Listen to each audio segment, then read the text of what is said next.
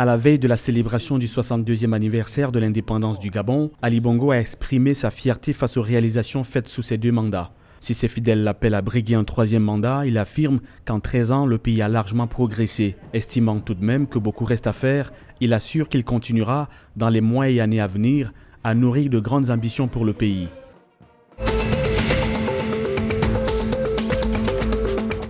Les législatives de juillet 2022 se sont soldées par une écrasante victoire du Parti congolais du travail du président Denis Sassou Nguesso qui a obtenu 112 des 151 sièges. Ces résultats ont été validés par la Cour constitutionnelle le 15 août 2022. La rentrée parlementaire qui a eu lieu le 17 août 2022 a été marquée par la réélection au perchoir de la Chambre basse du Parlement de Isidore Mvouba, un proche du chef de l'État.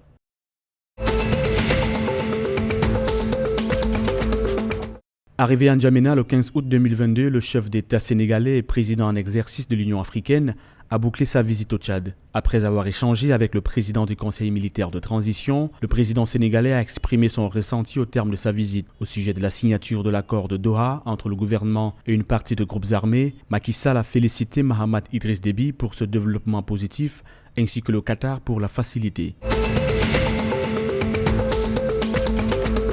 Le 42e sommet de la Communauté des États d'Afrique centrale s'est ouvert le 17 août 2022 au Palais du Peuple de Kinshasa. Ces assises se tiennent en présentiel et Kinshasa enregistre la participation de plusieurs chefs d'État et de gouvernement.